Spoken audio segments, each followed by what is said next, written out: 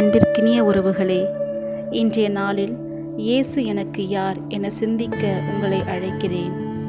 அன்று இயேசுவை உணவளிப்பவராக, சுகம் தருபவராக, இறைவாக்கினராக அடையாளம் கண்ட மக்கள் மத்தியில் புனித பேதுரு அவரை கடவுளின் மெசியா என கண்டுகொள்கிறார். இன்று இயேசு நம் ஒவ்வொருவரையும் பார்த்து நான் யார் என கேட்டால் நமது பதில் என்ன என சிந்தித்து பார்ப்போம். ஒருமுறை இறைவன் தன்னை மனிதரிடமிருந்து மறைத்து கொள்ள ஓரிடம் தேடினாராம். கடல் கடந்து சென்றால் அவன் பயணித்து வந்து விடுவான். வேற்று கிரகங்களுக்கு சென்றாலும் ஏவுகணைகளை விட்டு கண்டுபிடித்து விடுவான்.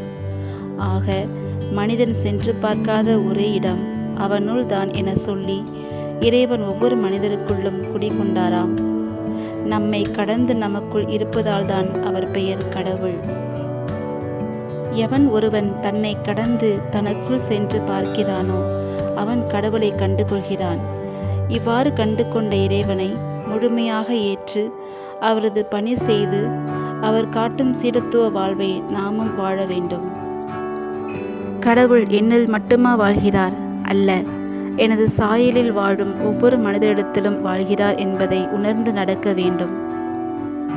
திருவிவிலியத்தில் இயேசு இவ்வாறு கூறுகிறார்: நான் பசியாயிருந்தேன், நீங்கள் எனக்கு உணவு கொடுத்தீர்கள். தாகமாயிருந்தேன், என் தாகத்தை தணித்தீர்கள்.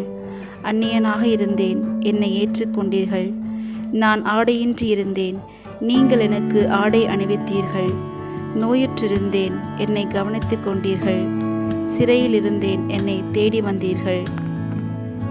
மிக சிறியோராகிய என் சகோதரர் சகோதரிகள் ஒருவருக்கு நீங்கள் செய்ததை எல்லாம் எனக்கே செய்தீர்கள் என உறுதியாக உங்களுக்கு சொல்கிறேன். இவ்வாறு எளிமையான இயேசு எளியோரில் இருப்பதையும் நமக்கு உணர்த்துகிறார். கொல்கத்தா நகர் புனித அன்னை தெரசாவிடம் எப்படி உங்களால் அச்சமின்றி, அருவருப்பின்றி, ஜாதி மத இன பேதமின்றி பணி செய்ய முடிகிறது என்ற கேள்விக்கு அவர், நான் மனிதர்களை பார்க்கவில்லை, மாறாக அவர்களில் இறைவனை காண்கிறேன் என்றாராம். ஆம், நாமும் சக மனிதர்களில் இறைவனை கண்டு கொண்டோம் என்றால் இன்று இவ்வுலகில் வன்முறை, போர்கள், பிரிவினை, வறுமை இருக்காது. அனைவரும் சமமாக வாழ முடியும் என்பதை நாம் சிந்தித்து பார்க்க வேண்டும்.